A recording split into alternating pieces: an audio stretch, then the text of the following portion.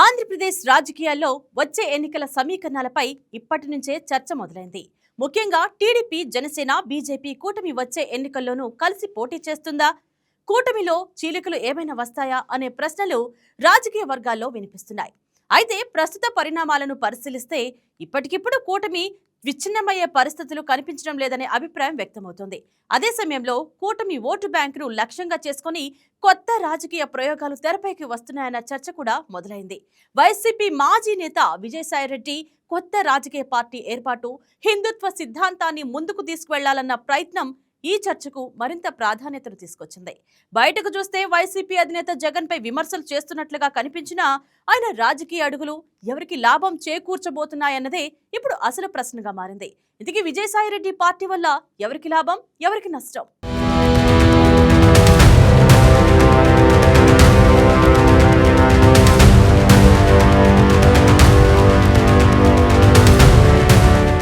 2024 ఎన్నికల్లో TDP, Janasena, BJP కలిసి కూటమిగా పోటీ చేయడం రాష్ట్ర రాజకీయాల్లో కీలక మలుపుగా మారింది. ఈ కూటమికి ప్రధానంగా హిందూ ఓటర్లలో గణనీయమైన మద్దతు లభించిందన్న విశ్లేషణలు ఉన్నాయి. మూడు పార్టీలకు వేర్వేరు సామాజిక, రాజకీయ బలాలు ఉన్నప్పటికీ ప్రభుత్వ వ్యతిరేక ఓటును ఏకం చేయడం, హిందుత్వ భావజాలానికి అనుకూలంగా ఉన్న ఓటర్లను ఒకే వేదికపైకి తీసుకురావడం కూటమికి కలిసి వచ్చిందనే అభిప్రాయం ఉంది.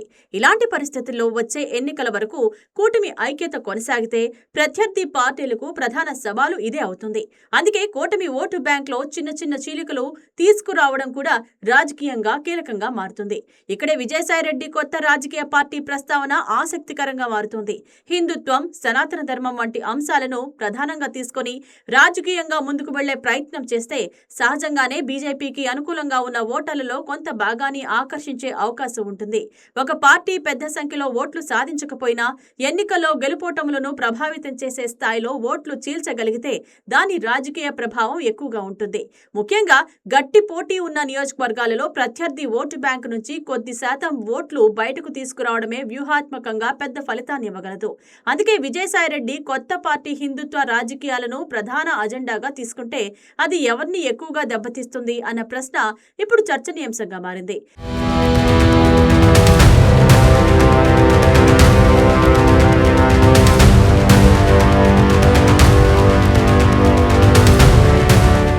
వైసీపీకి సాంప్రదాయంగా కొన్ని వర్గాల్లో బలమైన మద్దతు ఉన్నదని రాజకీయ విశ్లేషకులు అంచనా.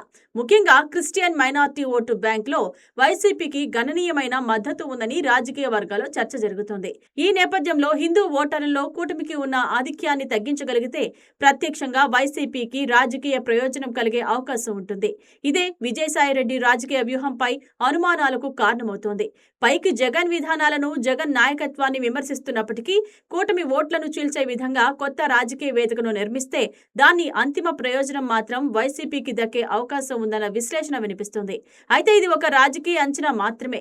విజయసాయిరెడ్డి కొత్త పార్టీ నిజంగా ఏ మేరకు ఓట్లు సాధిస్తుంది, ఏ ప్రాంతాల్లో ప్రభావం చూపుతుంది అనేది ఎన్నికల సమయానికి మాత్రమే స్పష్టమవుతుంది.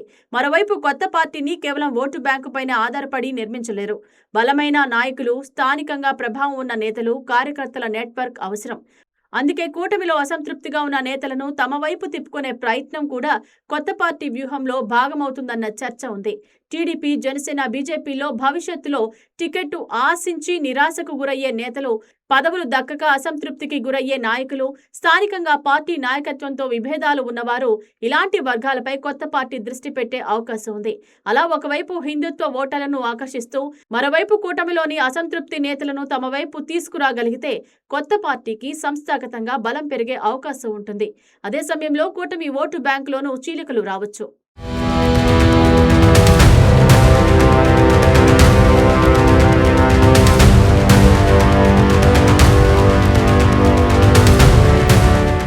ఇక్కడ మరో కీలక అంశం బీజేపీ. ఏపీలో బీజేపీకి కూటమి భాగస్వామ్యం ద్వారా రాజకీయంగా బలం పెరిగింది. అయితే హిందుత్వ రాజకీయాలు బీజేపీకి ప్రధానమైన సిద్ధాంతపరమైన బలం. ఈ ఓటు బ్యాంకును మరో పార్టీ లక్ష్యంగా చేసుకుంటే బీజేపీ కూడా తన ఓటు బ్యాంకును కాపాడుకునే ప్రయత్నం చేయాల్సి ఉంటుంది.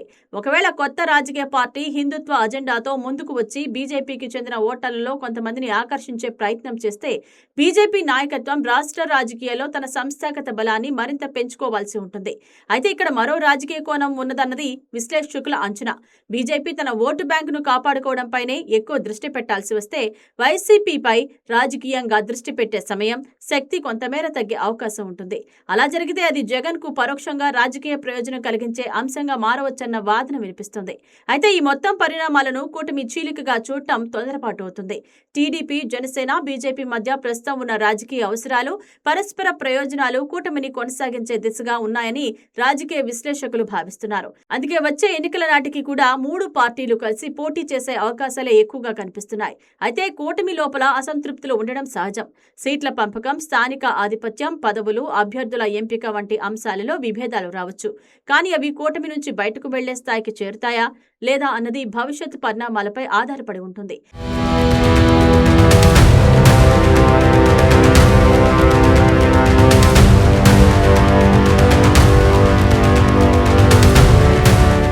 విజయసాయిరెడ్డి కొత్త పార్టీ రాజకీయంగా ఎంత ప్రభావం చూపుతుంది అన్నది ఇప్పుడే చెప్పడం కష్టం. అయితే ఆ పార్టీ హిందుత్వ అజెండాతో ముందుకు వస్తే దాని మొదటి లక్ష్యం కూటమిలోని హిందూ ఓటర్లే అవుతారా అన్న ప్రశ్న తలెత్తుతుంది. ఒకవేళ ఆ హిందూ ఓటర్లలో కొంత భాగం కొత్త పార్టీ వైపు మళ్లితే బీజేపీకి నష్టం జరిగే అవకాశం ఉంది. బీజేపీ ఓటు చిల్లితే కూటమి మొత్తం ఓటు శాతం ప్రభావితమవుతుంది. కూటమి ఓట్లలో చీలిక పెరిగితే ప్రత్యర్థి పార్టీలకు గెలుపు అవకాశాలు పెరుగుతాయి.